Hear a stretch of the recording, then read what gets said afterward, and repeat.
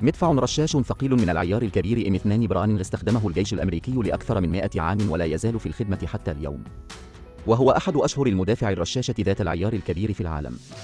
مدفع رشاش ثقيل من العيار الكبير M2 اشترت تايوان 122 وقامت بنسخ المدفع الرشاش الثقيل T-90 بنفسها بمدى أقصى يبلغ 2500 متر. يمكن مقارنته ببندقية قنص 100. عام من الخدمة ولا تزال على ساحة المعركة ممثل قوة نيران ثقيلة. يعتبر المدفع الرشاش M2 براونينغ 1.2.7 من العيار الكبير أشهر مدفع رشاش ثقيل من العيار الثقيل في العالم، وهو في الخدمة منذ عام 1921 ولا يزال في أوج نشاطه. يجب أن تعلم أن استبدال الأسلحة في العالم سريع جدا، وكان مدفع رشاش M2 براونينغ ذو العيار الكبير في الخدمة منذ 100 عام، ولا يمكن لأي سلاح أن يتجاوز هذا الرقم القياسي بشكل أساسي. سنتحدث اليوم بشكل أساسي عن هذا المدفع الرشاش الثقيل ذو العيار الكبير الذي يبلغ عمره 100 عام. ولد ذو البندقية في الولايات المتحدة وصممها مصمم الأسلحة الصغيرة الأمريكي جون موسى براون.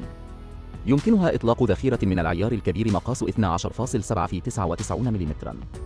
يشيع استخدامها في مواقع نيران المشاة والمركبات العسكرية مثل الدبابات وناقلات الجند المدرعة وما إلى ذلك، والغرض الرئيسي منها هو مهاجمة الأهداف المدرعة الخفيفة وجمع الأهداف الحية والدفاع الجوي على ارتفاعات منخفضة.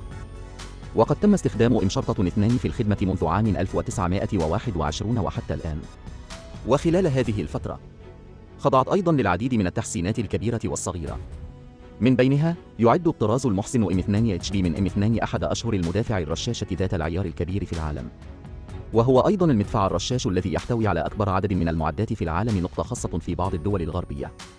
تم تجهيز المدافع الرشاشة الثقيلة ذات العيار الكبير من M2HB بشكل أساسي. يستخدم M2HB براونينغ ذخيرة 50 BMG من العيار الكبير، وقوة نيران قوية ومسار باليستي سلس، والمدى الطويل للغاية هو أكبر ميزة له. ومعدل إطلاق النار يصل إلى 450 إلى 550 طلقة في الدقيقة، ويمكن أن يضرب الجدار في غربال في دقيقة واحدة. ولكنه أثبت أيضا قوته. يبلغ طول جسم M2 بالكامل 1653 ملم، وطول برميل يبلغ 1143 ملم، وعيار 12.7 ملم. ويمكنه استخدام ذخيرة من العيار الكبير تبلغ 12.7 في 99.50 BMG، وتشمل هذه الذخيرة الرصاص العادي، والرصاص الخارق للدروع، والرصاص الخارق للدروع، ورصاص التتبع، ورصاص التتبع الخارق للدروع، ورصاص التتبع الخارق للدروع، والرصاص القذفي الخارق للدروع، والرصاص الخارق للدروع، ورصاص التدريب. إلخ. يتم تغذية رصاصاتها بالسلسلة. وسيم للغاية، حيث يتم تثبيت مدفع رشاش براونينغ الثقيل من نوع M2 على حامل ثلاثي القوائم M3 بمدى فعال يبلغ 1800 متر، في حين أن المدى الأقصى عند إطلاق قنابل M2 العادية يمكن أن يصل إلى 2500 متر. يبلغ الوزن الصافي لمدفع رشاش براونينغ الثقيل من نوع M2 38 كيلوغراما، ويبلغ وزنه الإجمالي 58.2 كيلوغراما عندما يكون ثلاثي القوائم. يتم تثبيت مشغل M2 على شكل حرف في الجزء الخلفي من جهاز الاستقبال، ومقبضتان المرفقة نقطة يمكن لمطلق النار ضبط إطلاق النار التلقائي أو شبه التلقائي عن طريق قفل أو فتح الترباس من أجل التوافق مع المعدات المختلفة. يمكن تغييره إلى الجانب الأيمن من جهاز الاستقبال لتغذية الذخيرة في وقت قصير بدون أدوات خاصة، وتكون سرعة تغيير الذخيرة سريعة نسبياً. نقطة. يعتمد مدفع رشاش ثقيل من العيار الكبير M2 براونينغ مبدأ عمل الارتداد القصير للبرميل، وهيكل قفل للإقلاع والسقوط من الحديد.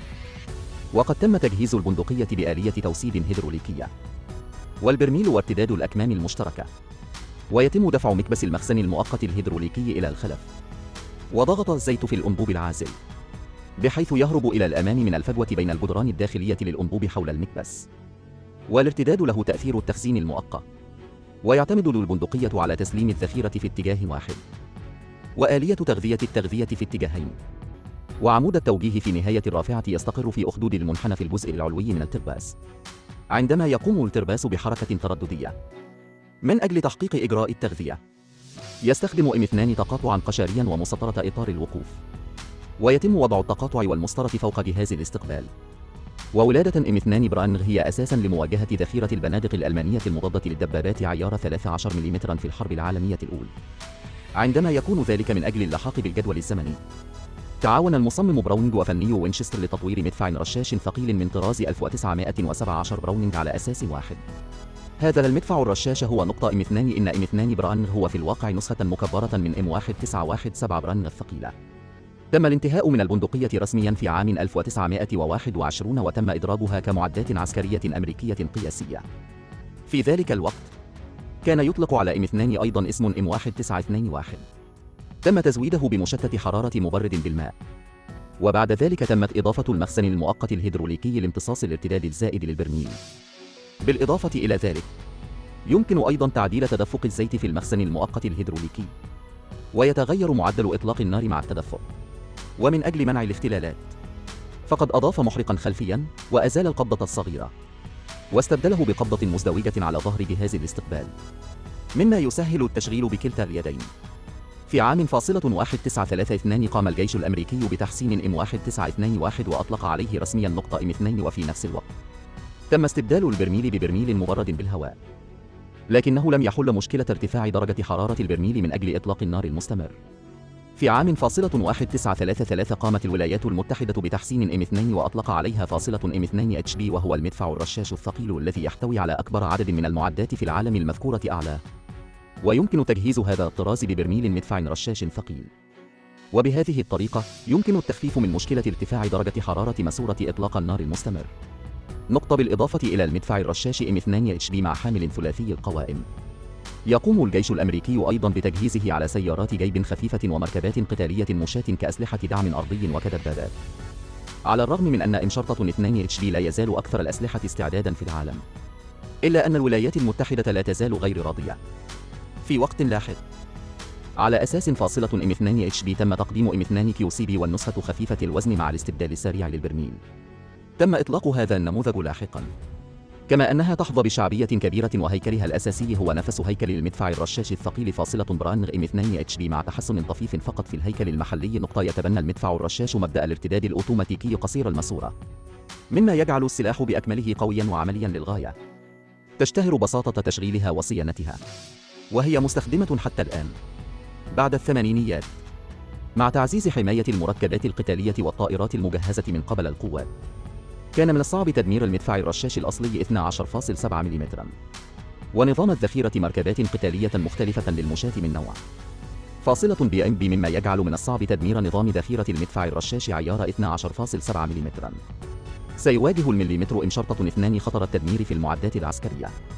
وفي هذا الوقت اتخذت شركة إفن البلجيكية خطوة مهمة، اكتسب نظام الرشاش الذخيرة عيار 12.7 ملم حيوية جديدة، هو تغيير مدفع رشاش براونينج M2HB الثقيل عيار 12.7 ملم إلى مدفع رشاش ثقيل يمكنه استبدال البرميل بسرعة، وتصميم جهاز تغيير سريع للبرميل أحادي الإجراء واستبداله بهذا الجهاز.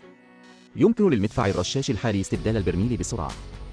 ونظام المدفع الرشاش المحسن عيار 12.7 ملم، وحفر بشكل كبير إمكانات الطاقة للذخيرة، ويمكن تحميله بذخيرة أكثر قوة، وأداء الاستخدام أفضل أيضا. يمكنه تدمير المخابئ ضمن نطاق فعال ضد المركبات المدرعة الخفيفة والطائرات الخفيفة وطائرات الهليكوبتر الحربية والسفن الصغيرة المختلفة، وكذلك رادع خاص في إخماد الحرائق. وهذا التحسن يجعل المدفع الرشاش عيار 12.7 ملم يقف ساكنا لسنوات عديدة، ثم يعيد تنشيطه. M2 براونينج اليوم في الخدمة منذ 100 عام، وليس هناك أي علامة على التقاعد.